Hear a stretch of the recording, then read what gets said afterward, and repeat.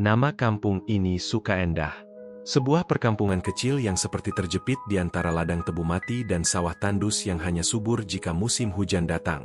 Penduduknya tak sampai 1.000 orang, dan mayoritas hidup dari bertani, berdagang kecil-kecilan, atau bekerja di kota yang letaknya 1 jam naik motor.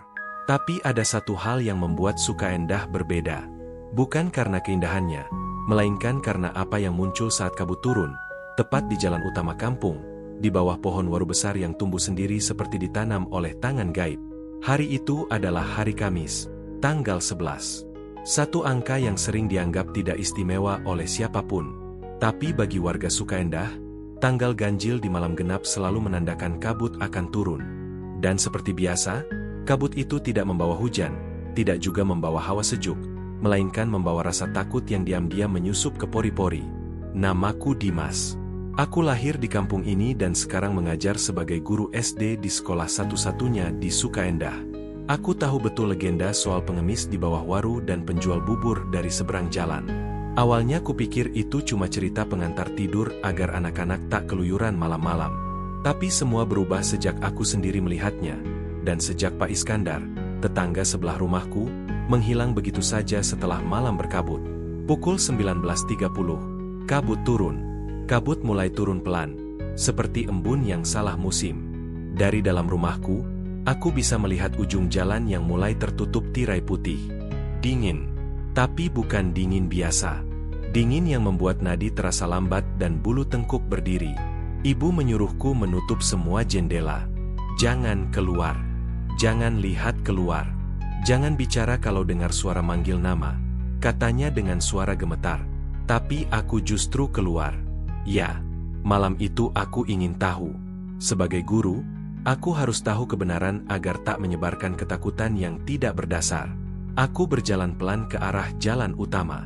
Pohon waru itu terlihat samar dari kejauhan. Kabut makin tebal, tapi entah kenapa langkahku tak mau berhenti. Dan di sanalah dia. Seorang lelaki tua bersarung lusuh, tubuhnya bungkuk seperti huruf C, duduk memeluk lutut di bawah pohon waru. Rambutnya putih acak-acakan, tapi bukan putih karena usia, melainkan putih karena sesuatu yang lebih tua dari waktu. Ia tidak bergerak, tidak berkedip, hanya menatap tanah. Tapi entah kenapa aku merasa dia tahu aku sedang memperhatikannya. Lalu, dari arah seberang jalan, suara roda gerobak terdengar. Krak, krak.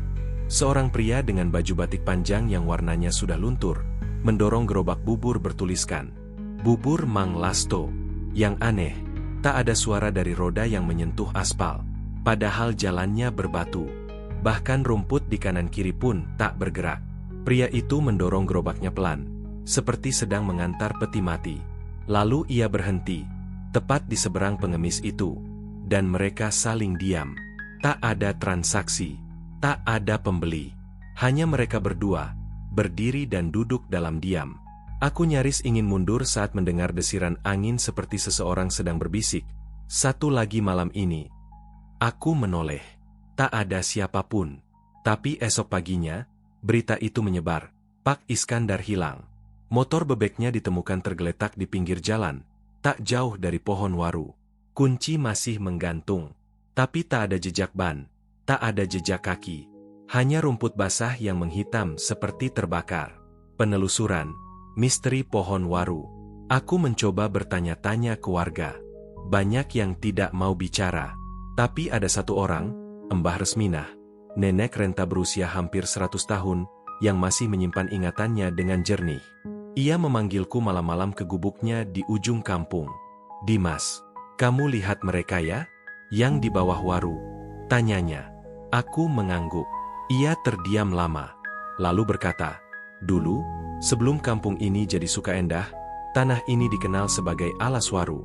Ada kejadian aneh, orang-orang hilang satu-satu saat kabut datang. Selalu malam Kamis, selalu tanggal ganjil, dan selalu muncul dua sosok itu. Pengemis dan penjual bubur," tanyaku. "Bukan manusia. Dulu, katanya, pohon waru itu tempat tumbal. Pengemis itu arwah yang dikorbankan, dan si penjual bubur adalah yang datang menjemput jatah. Setiap buburnya butuh 1 jiwa. Kalau tak ada yang beli, mereka ambil siapa saja yang lewat." Aku menelan ludah. Cerita itu terlalu rinci untuk dianggap bualan. Penampakan roda yang mengambang. 2 malam setelahnya, aku nekat pasang CCTV kecil di salah satu tiang listrik dekat pohon waru. Hanya kamera murahan, tapi cukup untuk merekam. Paginya, aku buka rekaman. Apa yang kulihat membuatku mematung. Gerobak bubur itu muncul tepat pukul 2.15. Tapi, roda-rodanya tidak menyentuh tanah. Mengambang 1 jengkal dari aspal. Dan bayang-bayang pengemis itu tidak ikut bergerak meski tubuhnya goyah terkena angin. Lalu muncul suara serak, pelan tapi jelas. Waktu kalian tinggal 7 malam lagi.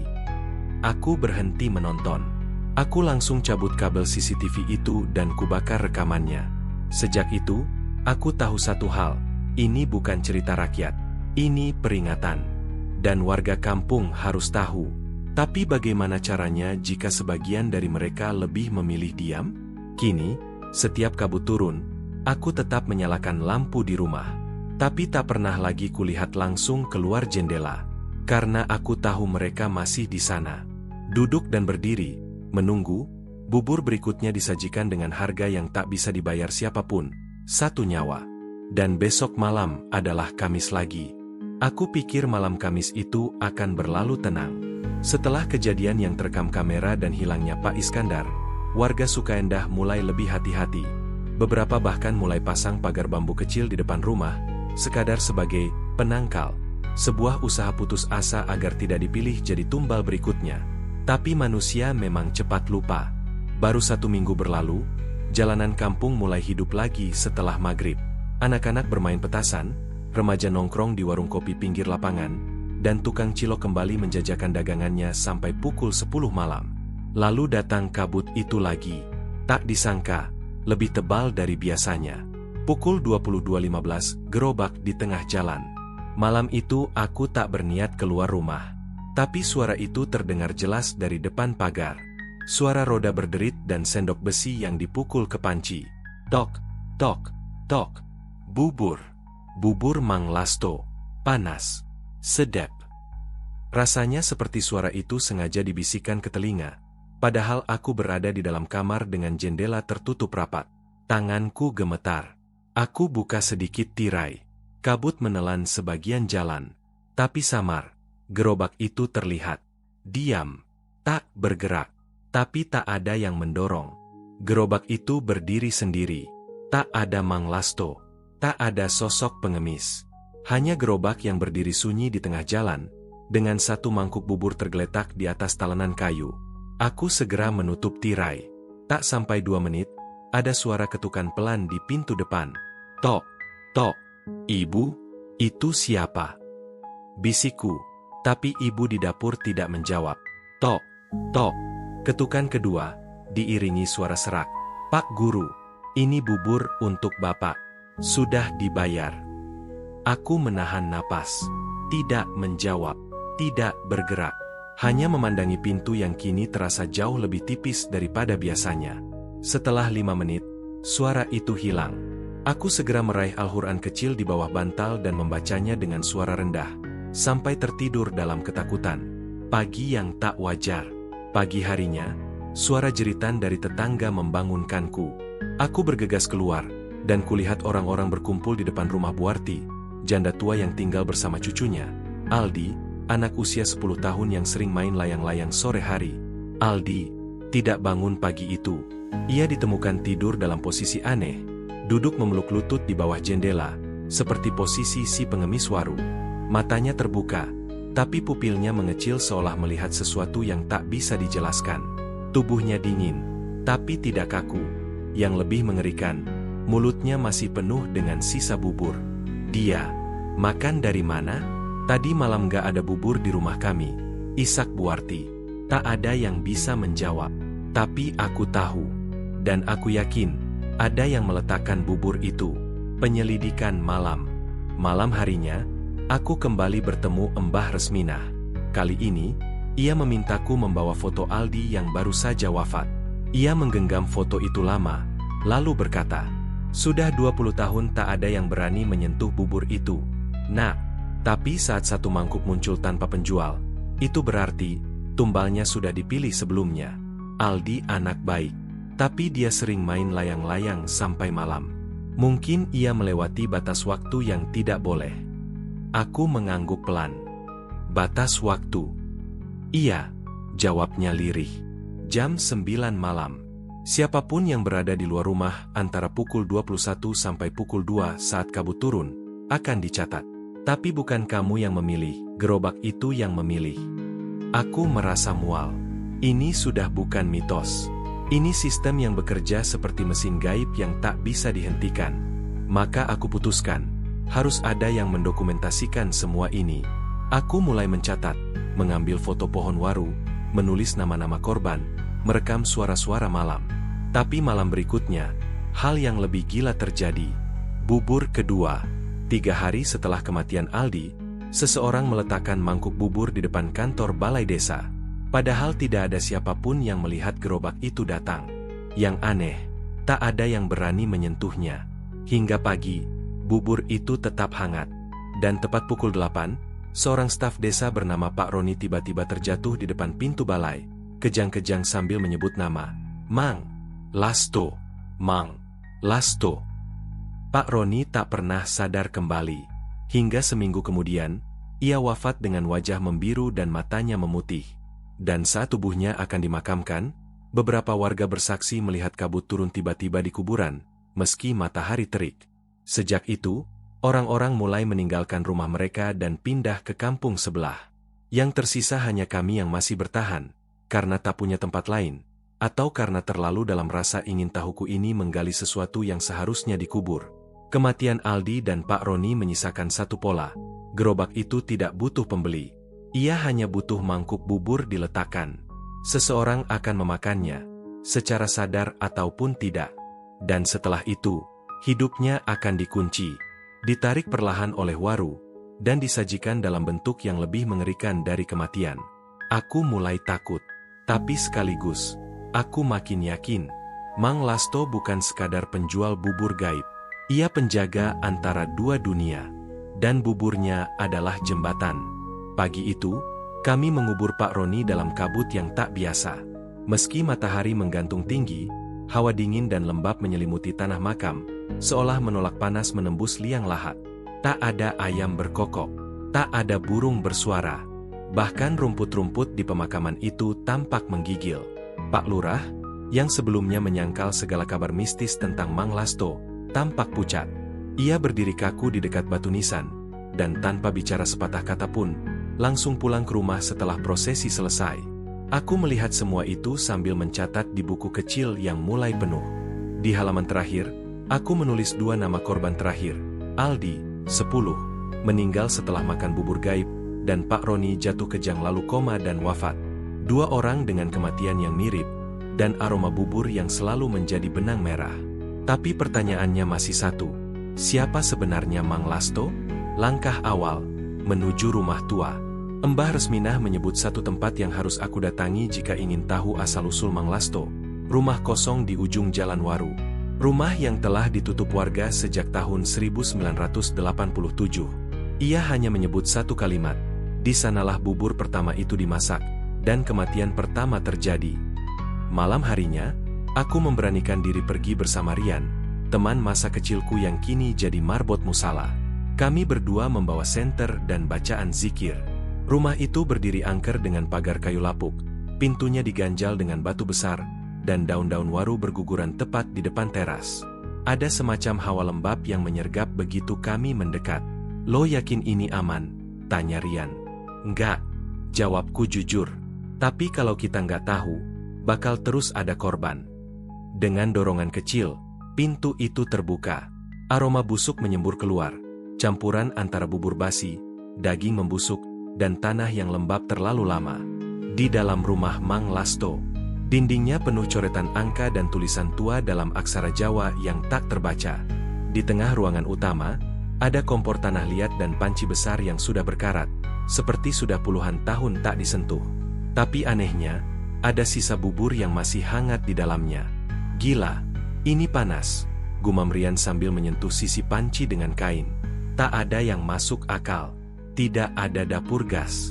Tidak ada api. Tapi bubur itu masih hangat. Bukan hanya hangat, tapi beruap. Aku mendekat dan melihat. Bubur itu tak beras biasa. Warnanya keabu-abuan, dan aromanya menyengat. Rian muntah seketika. Tapi sebelum kami sempat keluar, suara ketukan terdengar dari dalam lemari tua di sudut ruangan. Tok, tok, tok. Kami terdiam. Lemari itu bergerak sedikit. Lalu, terbuka perlahan, dan sesosok kain kafan tergantung di dalamnya, basah dan meneteskan cairan merah tua dari ujungnya. Rian jatuh terduduk. Aku menahan napas. Dan dari balik kafan itu, terdengar suara serak berat. Aku tidak pernah diantar doa, hanya tangisan dan bubur. Kami berlari keluar seperti dikejar setan. Dan mungkin memang iya. Pak Lurah hilang. Keesokan harinya, kabar mengejutkan datang. Pak Lurah hilang. Mobil dinasnya ditemukan di dekat pohon waru, kosong, dengan mesin masih menyala. Di dalam mobil hanya ada satu mangkuk bubur yang terletak di atas jok penumpang depan. Tak tersentuh. Tidak ada jejak pertarungan. Tidak ada tanda-tanda ia diculik. Ia menghilang begitu saja. Persis seperti Pak Iskandar minggu lalu. Kini desa benar-benar kacau. Warga yang tersisa mulai berkumpul di musala untuk mengadakan doa berjamaah, berharap bisa memutus kutukan bubur Mang Lasto. Aku pun hadir malam itu. Musala penuh sesak. Bahkan orang-orang dari kampung sebelah ikut serta. Ratusan doa naik ke langit. Tapi tepat pukul 005, listrik padam. Kabut datang. Lagi. Doa yang tak berguna. Kami tetap lanjut berdoa, menggunakan lilin dan lampu senter. Tapi satu persatu orang mulai merasa mual. 5 orang mendadak mimisan. Rian pingsan. Seorang ustaz tua muntah darah dan harus digotong pulang. Lalu terdengar suara dari luar musala, jelas dan lantang. Bubur, bubur Mang Lasto, sudah dibayar. Aku keluar bersama 2 warga, membawa senter dan berani karena panik. Di depan musala, berdiri gerobak bubur. Tak ada yang mendorong. Tapi ada 3 mangkuk bubur tertata rapi di atasnya. Masing-masing dengan nama ditulis di kertas. Rian, Ustaz Humaidi, aku Fajar. Aku gemetar. Aku mencoba merobek kertas itu. Tapi lembaran itu seolah menyatu dengan bubur. Tak bisa dicabut. Tak bisa dibakar. Bahkan saat kami mencoba membuang mangkuknya ke selokan, air menjadi kental dan mendidih. Kami semua pulang malam itu, tapi tak ada yang bisa tidur. Dan sejak saat itu, aku sadar, doa tidak bisa mengusir Mang Lasto, karena dia bukan makhluk yang ingin diusir. Ia dikirim, ia ditugaskan, dan ia bekerja sesuai kontrak yang belum pernah kami ketahui. Gerobak itu kini muncul tanpa jadwal, kadang dini hari, kadang siang bolong, tapi kabut selalu jadi pertanda. Dan bubur itu kini muncul bahkan di dalam rumah warga, seperti mengendap masuk lewat celah yang tak terlihat. Dan aku mulai curiga, apakah semua ini berawal dari satu orang yang dulu mengkhianati perjanjian waru? Sejak malam doa itu gagal total, warga desa Karangjati hidup dalam ketakutan. Tak ada yang berani keluar rumah saat kabut turun. Bahkan anak-anak dilarang menyebut nama Mang Lasto di luar rumah, seolah nama itu bisa memanggil sesuatu dari balik kabut. Tapi aku, Fajar, masih menulis. Aku masih mencari. Karena setelah nama aku sendiri muncul di atas mangkuk bubur yang muncul di depan musala, aku sadar ini bukan soal takdir, tapi konsekuensi sejarah. Dan aku harus tahu akar semuanya. Aku kembali ke rumah Mbah Resminah, perempuan renta yang tinggal sendirian di ujung kampung. Rumahnya sempit dan penuh anyaman bambu, tapi di sanalah aku menemukan kunci pertama, perjanjian waru. Asal-usul Mang Lasto. Mbah Resminah membuka laci tua dan menyerahkan sebuah kitab tipis, berjudul Pawarta Kang Wus Kelampahan, kabar yang telah terjadi, ditulis tangan dengan aksara Jawa halus. Ia menatapku sambil berbisik, Mang Lasto bukan manusia, tapi pernah jadi manusia. Ia dimeteraikan. Isi kitab itu mengungkap cerita yang lebih kelam dari dugaanku. Dulu, sebelum menjadi desa yang dihuni seperti sekarang, Karangjati hanyalah hutan waru dan beberapa ladang kecil. Sekitar tahun 1942, ada seorang pria keliling bernama Lastoro, penjual bubur dari daerah pesisir.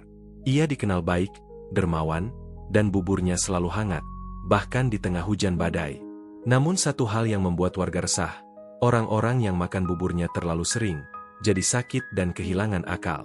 Konon, bubur itu mengandung minyak kepala kambing dan darah kerbau putih, syarat pesugihan yang disebut sebagai pang-upa jiwa. Tapi yang paling mengerikan, Lastoro tak pernah terlihat makan atau tidur. Perjanjian Waru. Setelah bertahun-tahun berdagang bubur dan membangun rumah kecil di tengah hutan Waru, Lastoro menjadi kaya mendadak. Tapi desas-desus menyebar. Ada tumbal manusia setiap bulan sura. Dan tumbal pertama adalah istri dan anaknya sendiri. Mereka menghilang misterius. Orang bilang mereka ditukar dengan keabadian. Penduduk akhirnya membakar rumah Lastoro, tapi tubuhnya tak pernah ditemukan. Hanya panci bubur yang tetap utuh, dan dari dalamnya terdengar suara mengerang. Setelah peristiwa itu, desa menyegel pohon waru terbesar dengan sesajen dan syarat, tidak boleh membangun atau lewat di bawahnya saat kabut turun. Karena kabut adalah napas Mang Lasto, dan saat napas itu hadir, panci akan menyala kembali. Tumbal pertama zaman baru. Apa hubungannya dengan sekarang?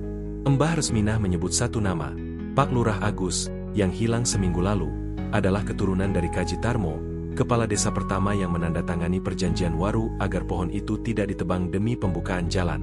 Namun 2 tahun lalu, saat proyek pelebaran jalan utama desa dimulai, Pak Lurah mengizinkan pohon-pohon Waru di pinggir jalan ditebang, termasuk satu pohon kecil yang berada tak jauh dari warung Mang Lasto biasanya mangkal. Dan sejak itulah, gerobak bubur mulai muncul kembali. Kematian yang disiapkan. Aku kembali menganalisis pola kematian warga. Setiap korban bubur Mang Lasto pernah terlibat dalam proyek Jalan Waru. Bahkan Aldi, anak kecil itu, adalah anak dari mandor proyek. Pak Roni adalah konsultan pemerintah daerah. Dan aku adalah penulis dokumentasi proyek, yang kala itu menuliskan laporan bahwa pohon-pohon waru tak lagi bernilai sakral. Kesalahan kutukan dimulai dari aku juga. Penampakan di pohon waru. Malamnya, aku dan Rian memberanikan diri mendatangi pohon waru terbesar yang masih tersisa. Pohon yang menurut Mbah Resminah masih dijaga, penunggu. Kabut tipis mulai turun. Tapi kami tetap melangkah. Tak ada lampu.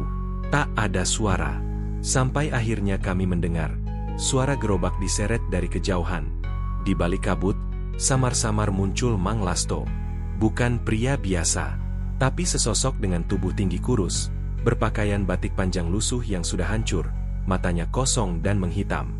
Gerobaknya tidak menyentuh tanah, tapi mengambang beberapa sentimeter. Dan dari gerobak itu keluar tangisan anak kecil. Tangisan Aldi. Rian menjerit dan berlari. Aku terpaku. Mang Lasto mendekatiku dan berbisik, "Waktu hampir habis. Kau tahu, tapi tak bertindak. Maka buburmu tinggal menunggu sendok pertama." Lalu semuanya hilang. Kabut lenyap. Gerobak menghilang. Tapi di tanganku, ada sendok kayu dengan inisial FJ, terukir di gagangnya. Akhir yang belum tiba. Aku kini tahu. Kutukan ini bukan soal makan bubur, tapi soal warisan dosa yang belum ditebus. Dan satu-satunya cara menghentikan bubur itu adalah menghidangkan bubur terakhir di pohon waru dengan tumbal sukarela. Tapi siapa yang mau mengorbankan diri? Aku, Rian, atau seseorang dari garis darah pengkhianat waru? Aku belum tahu jawabannya. Tapi yang jelas, bubur itu akan terus muncul, dan kabut akan terus turun. Dan saat namamu tertulis di atas mangkuk itu, percayalah, sudah terlambat untuk lari. Sejak malam itu, aku tak bisa tidur. Sendok kayu berinisial FJ, jelas merujuk namaku, tergeletak di atas meja, seolah mengingatkan bahwa aku adalah target selanjutnya. Tapi justru karena itulah aku tak bisa kabur. Jika kabur, Mang Lasto hanya akan mengejar keluargaku. Dan kutukan bubur itu tak pernah mengenal batas rumah. Aku, Fajar, memutuskan untuk menelusuri rumah tua peninggalan Lastoro. Berdasarkan peta tua di kitab Pawarta Kang Wus Kelampahan, rumah itu berada di balik tanah longsor di sisi timur kebun bambu, tepat di belakang bekas pos ronda yang kini sudah lapuk dan ditinggalkan. Aku tidak pergi sendiri. Rian, sahabatku, tetap mendampingi. Walau trauma pasca melihat Mang Lasto masih menghantui matanya, Ia berkata, "Kalau kau mati, setidaknya aku tahu bagaimana cara memberitahu orang lain." Tapi siapa sangka, malam itu, kami tidak hanya menemukan rumah tua.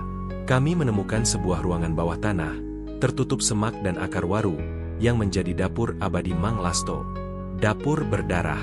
Kami menyingkirkan batu dan tanah, masuk lewat lubang persegi yang menganga. Bau busuk langsung menyergap. Bukan bangkai hewan, tapi daging manusia yang membusuk, bercampur bubur basi. Ruangan itu gelap, hanya diterangi api kecil dari tungku batu yang masih menyala, walau jelas tak ada satupun penghuni hidup di dalamnya.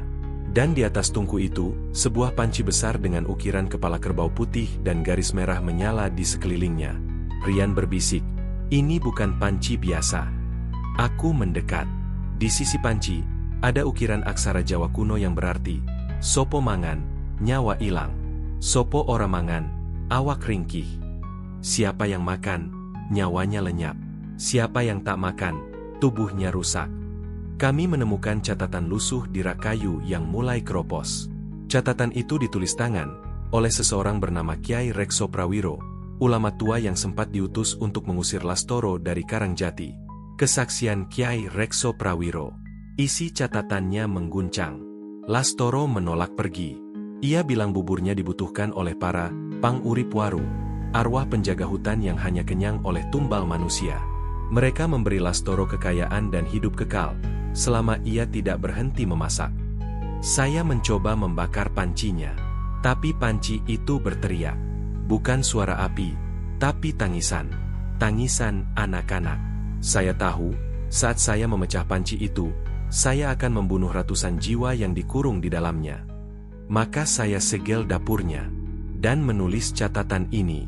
Jika kau menemukan tulisan ini, jangan bakar pancinya. Jangan sentuh isinya. Kembalikan satu jiwa ke pohon waru. Bukan korban, tapi penebus darah. Rian bergidik. Penebus darah? Siapa itu? Aku mematung. Karena hanya satu orang yang memenuhi syarat. Anak dari garis pengkhianat perjanjian waru, yaitu Pak Lurah Agus yang sudah hilang. Dan Pak Lurah hanya punya satu anak. Tasya. Tasya. Korban atau penyelamat? Tasya adalah teman masa kecilku. Ia sekarang tinggal di luar kota, tapi aku masih punya nomornya. Kukirim pesan, "Tasya, kita perlu bicara. Ini soal ayahmu, dan soal Karangjati." Malamnya, ia datang. Dengan tatapan curiga dan tubuh yang tampak kurus, ia masuk ke rumah. Kupaparkan semuanya. Tentang pohon waru, bubur Mang Lasto, ayahnya, hingga panci kutukan. Ia menangis. Tapi bukan karena takut. Ayah pernah bilang, jika dia menghilang, maka aku harus kembali untuk menyelesaikan yang ia mulai. Aku kira cuma pesan kematian biasa, tapi ternyata ini lebih dari itu. Tasya menggenggam tanganku. Aku bersedia, tapi dengan satu syarat. Aku ingin melihat wajah Mang Lasto sendiri. Kami tahu, itu berarti mengundangnya. Karena Mang Lasto tidak datang kecuali saat kabut turun dan bubur disajikan. Ritual undangan. Kami kembali ke pohon waru besar. Di bawahnya, kami siapkan meja kecil dari papan tua. Di atasnya, semangkuk bubur dari panci kutukan, sesajen, dan nama Tasya yang ditulis dengan daun sirih. Kabut turun perlahan. Angin diam. Tanah terasa dingin seperti nisan yang baru dibuka. Lalu kami mendengar suara gerobak diseret. Dari balik kabut, Mang Lasto muncul. Kali ini, ia tidak sendiri. Di belakangnya, barisan anak-anak berwajah pucat, berpakaian compang-camping. Salah satunya adalah Aldi. Tasya berdiri. "Aku siap." Mang Lasto mengangguk. Ia meletakkan mangkuk bubur di hadapan Tasya. Tapi sebelum sendok menyentuh bibirnya, Tasya bertanya, "Kalau aku makan, apakah arwah-arwah itu bebas?" Mang Lasto menjawab dengan suara berat, "Satu harus mati, agar 1000 kembali."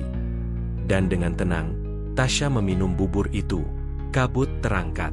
Tubuh Tasya ambruk seketika, tapi wajahnya tersenyum. Dari tubuhnya, cahaya keemasan menyembur.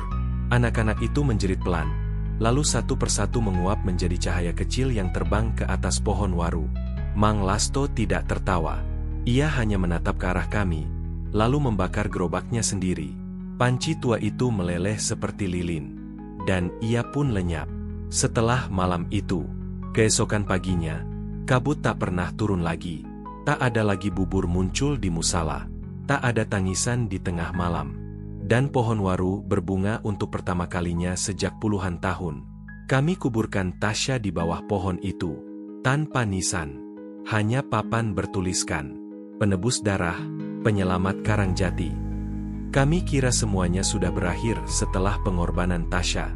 Tak ada lagi kabut misterius, pohon waru tidak lagi mengeluarkan bau amis, dan bubur aneh tak lagi muncul di musala atau pintu rumah warga. Tapi harapan itu musnah pada hari ke-40 setelah Tasya meninggal. Aku, Fajar, sudah berusaha menjauh dari Karangjati. Kupindahkan ibuku ke kota, meninggalkan rumah yang terlalu banyak menyimpan jejak arwah. Tapi satu hal yang tak bisa kubah, rasa bersalah. Dan hari itu, Rian menelponku dengan suara panik. Jar, pohon waru itu ngeluarin suara manggil-manggil. Dan ada bubur lagi di depan rumah warga. Tapi sekarang lebih parah, ada darah di atasnya. Bubur berdarah. Aku segera kembali ke Karangjati malam itu juga. Langit hitam pekat, dan kabut kembali turun, lebih tebal dari sebelumnya. Kali ini tidak hanya menutupi jalan, tapi juga masuk ke dalam rumah warga. Banyak yang sakit mendadak, demam tinggi, menggigil, dan mimpi buruk tentang dapur batu. Di depan musala, aku melihatnya. Mangkuk bubur berisi cairan kental putih, dan di tengahnya, darah segar membentuk huruf M. Kami kumpulkan warga. Kali ini, semua tak lagi menganggap kami gila. Terlalu banyak yang sudah menyaksikan kejanggalan ini. Bu Retno, ibu pemilik warung kelontong, dengan tubuh gemetar berkata, "Saya dengar suara gerobak didorong-dorong, padahal saya di dapur. Pas saya intip lewat jendela, ada bayangan pria lusuh lewat depan rumah. Tapi wajahnya bukan manusia. Mulutnya robek sampai telinga." Kemunculan kembali, panci hidup. Kami sepakat memeriksa kembali lubang dapur Mang Lasto di balik longsoran tanah. Tapi saat kami sampai di sana, sesuatu membuat semua warga mundur. Panci besar itu ada kembali di tengah ruang bawah tanah. Panci yang seharusnya sudah meleleh dan hilang, kini kembali terbentuk utuh. Bahkan lebih bersinar, dan dari dalamnya, terdengar detak jantung. Bukan suara api. Detak jantung, teratur, seolah ada yang hidup di dalamnya. Aku mendekat. Dan di permukaan pancinya, terlihat ukiran baru. Penebus darah hanya menunda. Keturunan waru belum lengkap. Warga langsung panik. Kami bingung. Bukankah hanya Tasya, anak Pak Lurah, yang tersisa? Tiba-tiba, Bu Retno menangis. Anak saya. Almarhum suami saya itu, sebenarnya juga keturunan Lastoro. Dia tak pernah cerita karena malu. Tapi berarti anak saya, Dandi, dia juga keturunan waru. Semua mata tertuju ke Bu Retno. Pilihannya, membunuh atau mengganti. Kita semua tahu, Mang Lasto tidak mencari korban secara acak. Dia menarget garis darah. Maka, hanya ada dua pilihan, mengorbankan Dandi, bocah berusia 10 tahun atau mengganti dengan penebus sukarela. Aku tahu aku tak bisa membiarkan anak sekecil itu mati. Maka aku pergi ke musala, dan berdoa di depan mangkuk bubur berdarah. Kalau masih ada harga untuk ditebus, biar aku saja. Dan malam itu, Mang Lasto muncul. Tapi kali ini, ia tak membawa gerobak. Ia berjalan kaki. Matanya kosong, wajahnya hancur terbakar. Tapi ia tetap hidup. Di tangannya, ia bawa sendok perak dengan ukiran waru. "Kau bukan keturunan. Kau tak bisa menebus," katanya. Aku balas bertanya, "Lalu siapa bisa?" Mang Lasto diam, lalu menunjuk Bu Retno. "Darah ibu lebih kuat dari darah anak. Jika ia makan, kutukan berhenti." Semua warga terdiam. Kami menatap Bu Retno yang sudah lemas di kursi bambu. Tapi wanita tua itu berdiri perlahan. "Biar saya akhiri semua ini." Pengorbanan kedua. Bu Retno menuju panci kutukan, yang kini berada di tengah musala. Kami membukanya bersama-sama, dan isinya berisi bubur putih cair, tapi dengan pusaran hitam di tengah. Awan aneh berputar di atasnya, dan angin dingin menyapu langit-langit. Bu Retno meminum bubur itu tanpa ragu. Dan saat itu juga, pohon waru di ujung kampung terbakar sendiri. Tapi yang mengejutkan, dari akar-akar pohon itu, muncul bayangan perempuan tua, sosok yang mirip Bu Retno, namun terbuat dari asap. Ia tertawa keras, lalu hancur seperti abu. Mang Lasto memandang panci, lalu meletakkan sendok perak di dalamnya. Kini cukup. Ia pun lenyap. Kali ini, benar-benar menguap seperti tak pernah ada. Setelahnya, lagi-lagi damai. Kami kuburkan Bu Retno di samping makam Tasya, di bawah pohon waru yang kini jadi arang. Warga mulai membangun tugu kecil, menandai akhir dari generasi kutukan. Tapi malam itu, sebelum aku tidur, aku mendapatkan sebuah amplop di depan pintu rumah. Di dalamnya, foto Mang Lasto di sebuah stasiun kereta tahun 1957. Tiket keluar kota atas nama Lastoro Retno Wibowo. Dan secari kertas bertuliskan, waru bukan satu-satunya. Di kota seberang, pohon beringin sudah mulai lapar. Sudah 2 minggu sejak kematian Bu Retno, warga Karangjati pelan-pelan mulai menjalani hidup normal. Kabut tak lagi turun, dan tak ada bubur misterius yang muncul di pintu rumah. Tapi hatiku, Fajar, belum tenang. Bukan hanya karena mimpi-mimpi aneh yang terus menghantui malamku, tapi juga karena amplop terakhir yang muncul di depan pintuku. Isinya jelas, petunjuk bahwa warisan Mang Lasto tak berhenti di Karangjati. Surat dari masa lalu. Foto Mang Lasto di stasiun kereta tahun 1957 menunjukkan dia berdiri dengan latar terminal Pakem, sebuah tempat kecil di perbatasan kota. Tapi anehnya, di foto itu tak ada gerobak bubur, yang ada hanya koper tua, dan bayangan pohon beringin besar berdiri di tengah pelataran. Satu hal yang mengganggu, Mang Lasto memegang sendok perak yang sama, seperti yang ia letakkan di pancinya sebelum menghilang. Aku tidak bisa duduk diam. Maka aku menghubungi Rian dan mengajaknya ke terminal Pakem. Kami tiba pada pagi hari, dan langsung melihatnya. Pohon beringin besar berdiri angkuh di tengah terminal, tak terjamah aspal, akar-akarnya menyembul menelan bangku-bangku beton. Yang paling ganjil, tak satupun pedagang di terminal itu duduk di dekat pohon. Pohon yang dihindari. Seorang sopir angkot bernama Pak Min mengaku padaku saat kami mengobrol sambil ngopi. Mas, jangan deket-deket situ. Pohon itu udah lama dikeramatin. Banyak kejadian aneh. Kalau ada yang nekat tidur siang di bawahnya, bisa bangun dengan lidah luka atau telinga berdarah. Yang paling parah, ada yang pernah lihat mangkuk bubur muncul sendiri pas subuh. Hatiku langsung meremang. Rian berbisik, mirip pola kutukan Karangjati. Kami mencoba mendekati pohon itu sore harinya, saat terminal mulai sepi. Kabut mulai turun. Aneh, kami tidak di kampung Karangjati, tapi kabut yang sama muncul, menyelubungi bagian tengah terminal, hanya di sekitar pohon beringin. Gerobak terkubur. Di sisi utara beringin, kami melihat sebuah gerobak tua berkarat, terjepit di antara akar dan tanah. Setengahnya sudah tertanam. Rodanya lepas, catnya pudar, tapi di salah satu sisinya, samar-samar terbaca, Bur Mang Lasto. Kami menahan napas. Gerobak itu memang miliknya. Dan saat kami mencoba menggali sedikit tanah di sekitarnya, tangan Rian menyentuh benda dingin. Ia mengangkatnya dengan hati-hati. Sendok perak, identik dengan yang dulu. Tapi yang ini, berdarah. Bahkan sebelum kami sempat berkata apapun, tanah di sekitar gerobak bergetar. Dari akar beringin, keluar uap putih seperti kabut, dan dari kejauhan kami mendengar suara gerobak didorong pelan. Mangkuk tanpa tuan. Kami mundur. Tak lama, seorang penjaga terminal berlari ke arah kami. Wajahnya pucat. Tadi saya lihat mangkuk muncul sendiri di kursi tunggu. Buburnya putih, tapi isinya kayak daging mentah. Kami buru-buru menyusulnya. Di deretan kursi tunggu paling ujung, di bawah papan jadwal keberangkatan, mangkuk tanah liat tua tergeletak di bangku. Di dalamnya, bubur putih dengan gumpalan merah, tampak menggeliat seperti otot hidup. Rian bersumpah ia melihat isi bubur itu berdenyut. Kami tak menyentuhnya. Tapi malam itu, terminal digemparkan oleh kabar, 3 orang penumpang hilang. 2 sopir dan 1 kenek, tak pernah sampai tujuan. Padahal mobil mereka ditemukan kosong dengan bekas bubur kering di dashboard. Riwayat terminal. Aku mencari arsip. Dan yang kutemukan menghancurkan hatiku. Terminal Pakem dulunya adalah pasar malam, tempat Mang Lasto muda pernah menjual bubur sebelum akhirnya pindah ke Karangjati. Ada insiden tahun 1957, di mana 7 orang tewas karena keracunan bubur gratis yang dibagikan saat acara syukuran pembukaan terminal. Yang mengejutkan, semua korban memiliki garis darah dari keluarga Wibowo, keluarga Bu Retno.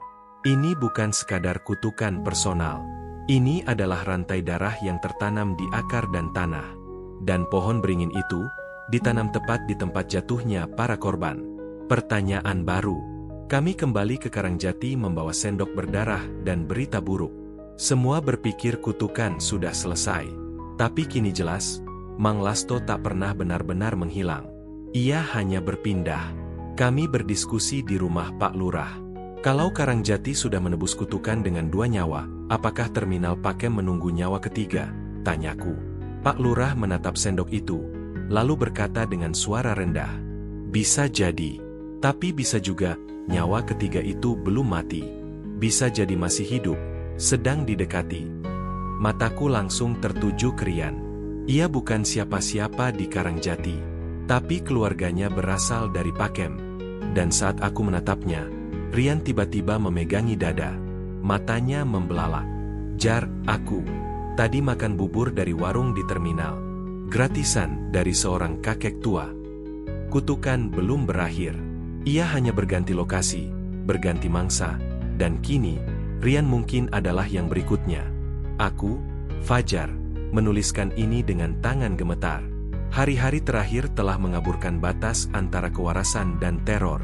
Setelah Rian mengaku makan bubur misterius dari kakek di terminal Pakem, hidup kami berubah menjadi mimpi buruk yang merambat masuk perlahan, lembab, seperti kabut yang tak pernah benar-benar hilang. Dan bubur itu mulai berbisik. Gejala awal. 2 hari setelah kejadian di terminal Pakem, Rian mulai demam. Suhunya tinggi, tapi tak ditemukan infeksi apapun. Dokter desa hanya mengernyit bingung, menyebutnya kelelahan. Tapi malam pertama demam itu, Rian membangunkanku sambil terengah-engah. Matanya kosong, dan dari mulutnya keluar suara lain, bukan suaranya sendiri. Mas, dia belum kenyang. Mang Lasto belum selesai. Suara itu lirih, seolah berasal dari rongga dada, bukan dari pita suara. Aku nyaris membopongnya ke puskesmas, tapi Rian menahanku. Tunggu dulu. Aku mimpi, tapi seperti nyata. Aku melihat isi perutku, duduk bersila, makan bubur juga. Aku tercekat. Apa yang ia maksud dengan isi perutnya makan bubur? Bubur yang tumbuh. Keesokan paginya, Rian memuntahkan sesuatu yang tak bisa kupercaya. Bubur berwarna keabu-abuan, bercampur serpihan kain putih, seperti kapas atau sisa kain kafan. Yang membuatku lebih merinding adalah aroma bubur itu. Sama seperti saat kami mendekati gerobak tua Mang Lasto, ada aroma basi yang manis dan menyakitkan hidung. Kami menyimpannya dalam botol kaca, lalu membawanya ke Pak Lurah. Tapi sebelum kami sempat menjelaskan, kucing milik Pak Lurah yang mencium bau bubur itu mendadak kejang, lalu mati mendadak. Tak ada darah, hanya lidah terjulur dan air liur hitam. Panggilan dari dalam. Malam itu, Rian mulai meracau dalam tidurnya. Tapi bukan bicara biasa. Ia melafalkan nama-nama. Satu persatu. Sukro, Kasim, Partini, Wibowo, Retno, Pakem, Karangjati. Aku merekamnya. Dan saat kudengarkan ulang, kudapati satu suara tambahan. Ada suara lain menyela, terdengar seperti tawa tua dan seretan logam, sendok di dinding mangkuk. Masih kurang, darahnya belum cukup, bubur tak boleh basi.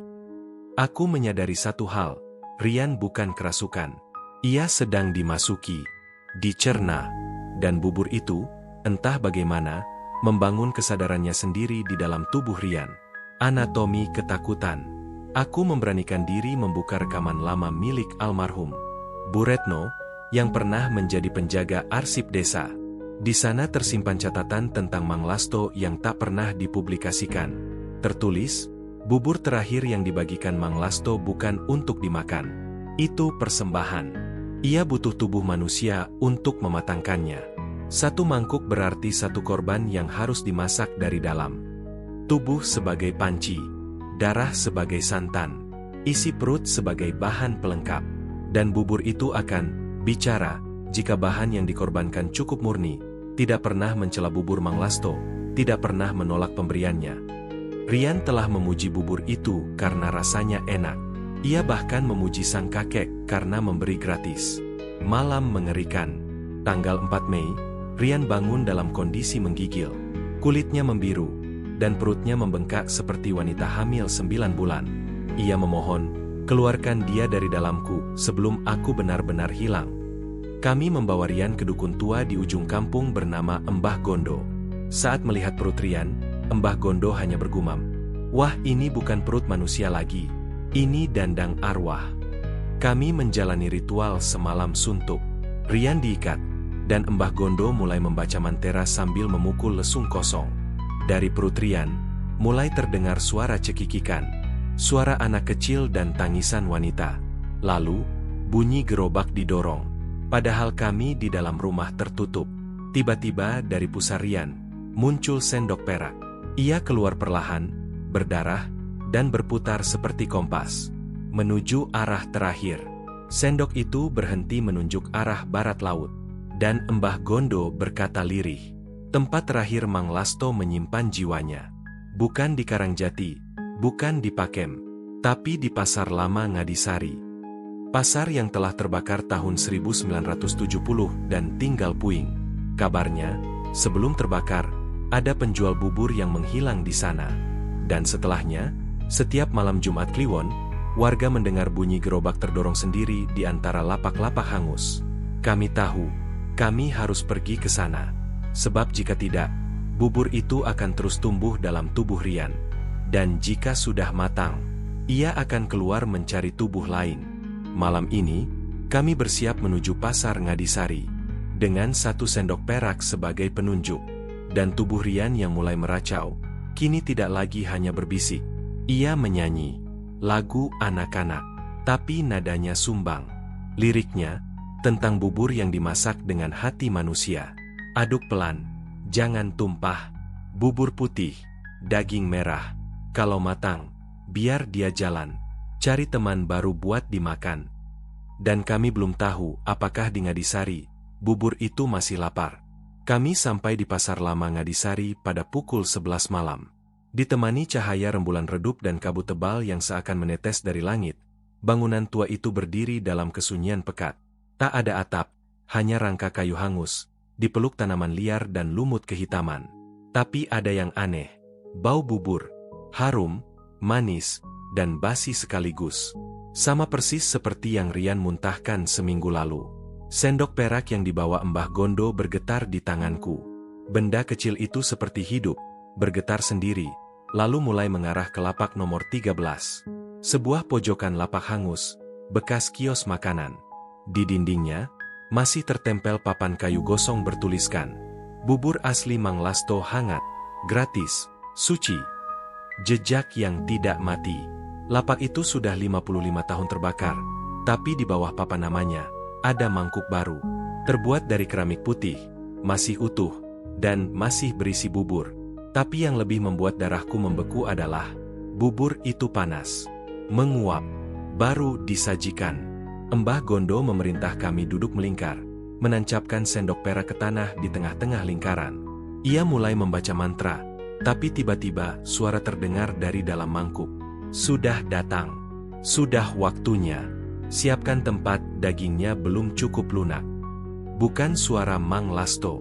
Ini suara yang lebih besar, berat, dan bergema dari dasar perut bumi. Rian, yang tubuhnya semakin kurus namun perutnya tetap membengkak, mulai meronta. Dari mulutnya keluar bubur mendidih. Anatomi ritual tertunda. Embah Gondo membuka jubahnya, memperlihatkan sebuah lukisan tubuh manusia dari kepala sampai kaki yang terukir di kulit dadanya.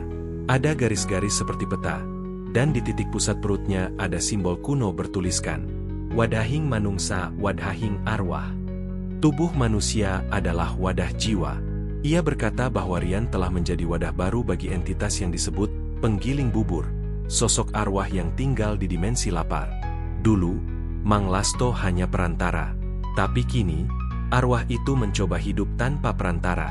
Dan itu berarti, Jika ritual di pasar ini gagal, Rian akan pecah seperti panci tekanan. Lalu entitas itu akan menyebar melalui aroma bubur ke seluruh kampung. Pintu yang tidak pernah ditutup. Tepat pukul 12 malam, lapak nomor 13 berubah bentuk. Dinding hangusnya menjadi gerbang kayu utuh, lengkap dengan lampion merah pucat dan tirai kain tipis. Dari balik tirai, muncul siluet seorang pria tua berbaju batik lusuh. Di tangannya, gerobak bubur. Mang Lasto. Tapi wajahnya tak utuh. Separuh kanan meleleh, seperti lilin terbakar, memperlihatkan gigi-gigi tajam yang tumbuh keluar, bukan ke dalam. Ia tidak berkata apa-apa. Ia hanya menunjuk Rian. Lalu berkata, "Wadahnya belum penuh. Kau bawa sebelum matang." Mbah Gondo menjawab dengan tegas, "Ia tidak akan jadi panci untuk iblismu, Mang Lasto. Waktu era buburmu sudah selesai." Namun Mang Lasto hanya tersenyum. "Bukan aku yang membuat bubur ini. Aku hanya menyuapkannya." Dimensi dapur. Tiba-tiba, tanah di bawah kami runtuh. Bukan secara fisik, tapi seperti gravitasi terbalik. Kami terhisap ke dalam bayangan di bawah lapak, dan saat sadar, kami sudah berada di ruang aneh. Sebuah dapur tanpa ujung. Panci-panci raksasa melayang, aroma daging rebus menyengat, dan di sekeliling kami tergantung manusia-manusia tanpa wajah. Tubuh mereka tergoyang lembut seperti bahan makanan yang dikeringkan. Di tengah ruangan, ada tungku besar. Di dalamnya, arwah dalam bentuk bubur mendidih. Ia berdenyut seperti jantung. Setiap letupan uapnya menjerit. "Lanjutkan masaknya. Kirim kembali ke dunia. Bubur ini harus dimakan agar kami hidup. Tukar tubuh, tukar dunia." Mbah Gondo meraih sendok perak dan menancapkannya ke ubun-ubun Rian. Ia berteriak, membaca mantra dalam bahasa Jawa kuno, memanggil sosok pelindung desa, Nini Abrit, penjaga batas dunia. Tapi Mang Lasto melempar sesuatu, tulang ayam gosong. Tulang itu menyentuh tanah dan berubah menjadi kerangka gerobak, yang melilit tubuh Mbah Gondo, menghancurkan tulangnya dengan bunyi retakan menyakitkan. Kami hanya bisa menjerit. Tapi sebelum gerobak itu menarik Mbah Gondo sepenuhnya, ia sempat berteriak, "Fajar, pecahkan mangkuknya dengan darahmu." Aku teringat, darah manusia yang belum terikat bubur bisa menghentikan transmisi. Tanpa pikir panjang, aku menggigit pergelangan tanganku, dan mencipratkan darah ke mangkuk bubur yang ada di altar dapur itu. Bubur itu mendesis. Mangkuknya retak. Jeritan Mang Lasto menggema panjang, lebih panjang dari panjang waktu yang wajar. Dan perlahan, dunia sekitar kami mulai pecah seperti kaca. Ruang dapur itu runtuh. Kami terhempas kembali ke pasar lama. Kembali, tapi tidak sepenuhnya. Rian pingsan. Perutnya mengempis. Tapi wajahnya tidak lagi sama. Matanya menyiratkan dua jiwa. Ia sendiri dan entitas lain yang belum sepenuhnya keluar. Sendok perak retak menjadi dua. Dan mangkok putih kini kosong. Tapi kami tahu, ini belum selesai. Mbah Gondo mati. Tapi sebelum tubuhnya membusuk, ia berpesan pada bisikan terakhirnya yang berhasil kami dengar.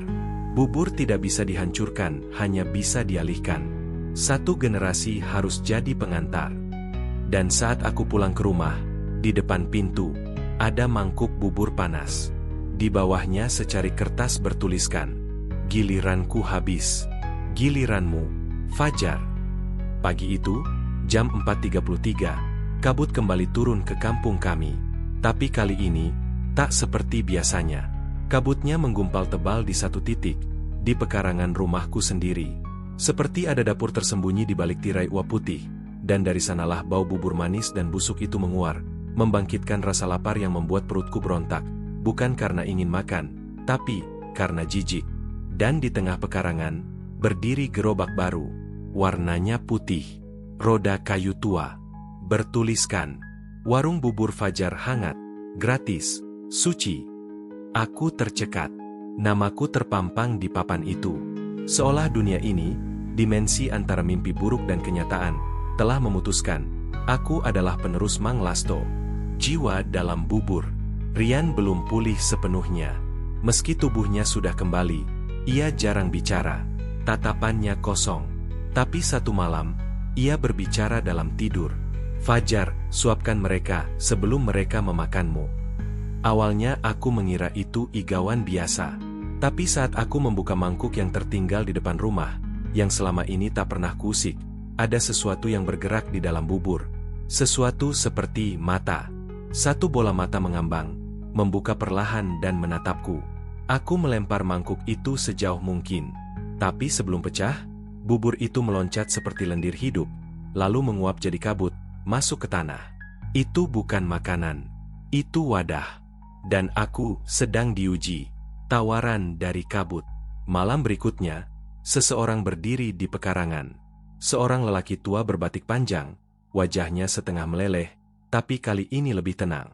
Bukan Mang Lasto, bukan hantu, tapi roh perantara. Sosok yang muncul hanya saat perjanjian belum final. Ia memperkenalkan diri. Namaku Sapatra. Aku pernah seperti kamu. Tahun 1892. Ia berkata bahwa perjanjian dengan dimensi lapar adalah siklus. Setiap 66 tahun, satu manusia akan ditunjuk menjadi penyambung ritual penghidangan jiwa dalam bubur. Ia bukan Mang Lasto, tapi yang datang sebelum Mang Lasto. Waktumu sudah tiba. Warung itu bukan kutukan, tapi hak waris. Satu generasi harus menyuap, atau satu kampung akan lapar dengan cara yang tak bisa kamu bayangkan. Dapur di balik dunia. Aku ditarik ke dalam kabut. Tiba-tiba kami berada di antara dua dimensi. Ruang yang seperti lorong dapur tanpa ujung. Tempat di mana waktu dan rasa bersatu. Aroma bawang goreng bercampur darah menguar dari panci-panci besar. Ada mangkuk-mangkuk putih berjajar. Dan dalam setiap mangkuk, ada potongan wajah-wajah yang kukenal. Tetanggaku, teman masa kecil, Rian, dan ibuku. Aku menjerit. Kenapa aku? Kenapa aku harus jadi penyaji kematian? Sapatra menjawab, karena kamu satu-satunya yang menolak bubur dari awal. Itu menjadikanmu netral, penyeimbang. Hanya yang tidak memakan, yang bisa menyuap. Dan satu-satunya cara menghentikan ritual ini, adalah menyuapkan bubur itu kembali ke dimensi lapar. Tapi untuk membuka pintunya, harus ada satu tuan bubur yang mengantar mangkuk terakhir. Mangkuk terakhir. Aku kembali ke dunia nyata dengan satu misi. Menyiapkan mangkuk terakhir. Tapi bukan untuk manusia. Melainkan untuk makhluk yang sudah memakan jiwa terlalu banyak. Mang Lasto sendiri. Dengan bantuan Rian, yang kini mengingat potongan masa lalu kaburnya, kami menemukan lokasi bekas sumur tua di belakang pasar, tempat tubuh asli Mang Lasto dikubur setelah pasar terbakar 55 tahun lalu. Kami gali malam itu. Dan yang kami temukan bukan tulang, tapi satu tubuh utuh, terbungkus kain batik, wajahnya masih segar, tapi matanya tertutup bubur mengeras. Aku siapkan mangkuk putih. Kumasak sendiri, dengan air dari sumur itu. Kuintip dari sisi dapur, aroma daging, ketan, dan darah mencampur.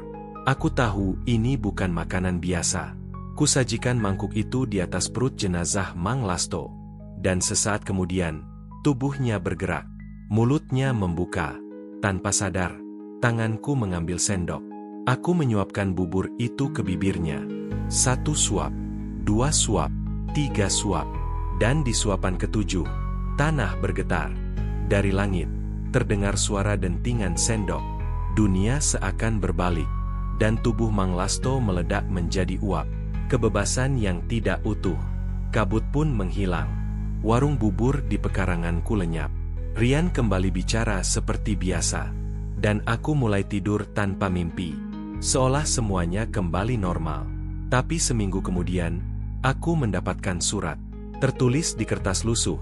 Dengan huruf miring seperti tangan tua. Kau berhasil. Tapi bubur akan selalu ada. Karena dunia ini lapar.